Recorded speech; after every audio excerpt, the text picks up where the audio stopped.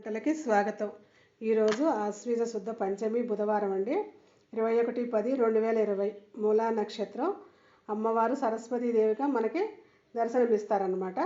అమ్మవారికి తెలుపు రంగు చీర ధరిస్తారు. ఆమెకి పెరుగన్నం అంటే దద్దోజనము మనం నైవేద్యంగా చేసుకుందామండి. దద్దోజనం ఎలా చేయాలో ఇప్పుడు నేను మీకు చూపిస్తాను.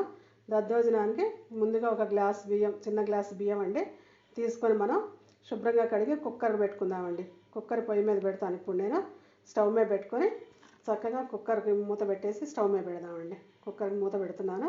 పెట్టాక కుక్కర్ని మనం స్టవ్ మీద పెట్టుకొని 4 విజిల్స్ రానివ్వాలి. ఈ లోపల పోపుకి మిరపకాయలు, కరివేపాకు, పల్లి గింజలు, అల్లం ముక్కలు, జీలకర్ర, జీడిపప్పు, ఆవాలండి, అలాగే శనగపప్పు, మినప్పప్పు, పచ్చిమిరపకాయ ముక్కలు అనమాట. ఇవి పోపుకి అనమాట. మనకి కొంచెం ఇంగువ, కొంచెం మనం ఇదనమాట ఏంటంటే దాని మెంతి పొడి అండి. కొద్దిగా కొంచెం స్టవ్ మీద ప్యాన్ పెట్టుకొని అందులో నెయ్యి వేసుకోవాలి. నెయ్యి వేసుకొని ముందు మనం అన్ని తాలింపులు అన్నీ వేసుకుందామండి. ముందు తాలింపు గింజలు అన్నీ ఒకసారి వేసేసుకోవచ్చు. ఒకదాని తర్వాత ఒకటి అన్నీ వేసేసుకొని మనం వేపుకుందాం. దోరగా వేయించుకోవాలి. వేయించుకుంటే ఇది ఎంతో సింపుల్గా అయిపోయే ప్రసాదం అండి. ఈ దద్దోజనం చాలా సింపుల్ అనమాట. మనకు అన్నం ఉడకటం ఒకటే లేటు.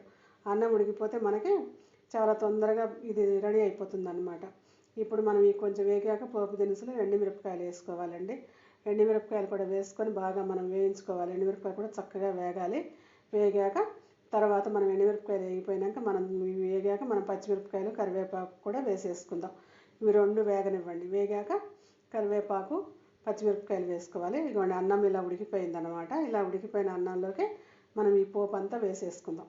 పోపు వేసుకొని బాగా కలుపుకోవాలి. అన్నం మెత్తగా ఉడికిపోయింది. చక్కగా 4 విజిల్స్ వచ్చినాయి. మంచిగా ఉడుకుతుంది అనమాట అన్నం. ఇందులో మనం ఈ పోపు వేసుకొని బాగా కలుపుకుంటే మనకి ఆల్మోస్ట్ దద్దోజనం రెడీ అయిపోయినట్టే. దద్దోజనంలోకి మెయిన్ ఇంగ్రీడియంట్ పెరుగు అనమాట. ఆ పెరుగు ఒక్కటి కలిపేసుకున్నామంటే మనకి దద్దోజనం రెడీ అయిపోయినట్టే. ఇదిగోండి ఇలా కలపాలి మొత్తం. అన్నం కూడా ఇలా మెత్తగా ఉండాలండి. మెత్తగా ఉంటేనే మనకి పెరుగన్నం చాలా బాగుంటుంది. పెరుగన్నం అన్న దద్దోజనం అన్న ఒకటే. అమ్మవారికి చాలా ఇష్టమైన ప్రసాదం అనమాట సరస్వతీదేవికి. ఇదిగోండి ఇప్పుడు నేను పెరుగు కలుపుతాను. ఇందులో కొంచెం పెరుగు, కొంచెం ఉప్పు, కొద్దిగా సాల్ట్ వేస్తానండి. ముందు కొంచెం సాల్ట్ వేసుకున్నాక మనం కొంచెం పెరుగు కలుపుకుందాం. కొద్దిగా సాల్ట్, ఎక్కువ పట్టదు పెరుగన్నానికి. కొద్దిగా సాల్ట్ వేసుకొని ఇప్పుడు పెరుగు కలుపుకుందాం. పెరుగు కూడా కలిపేసుకుంటే పెరుగు ఒక పావు సేరు అంత పెరుగు పడుతుందండి. చిన్న గ్లాసు బియ్యానికి ఒక పావు లీటర్ పెరుగు.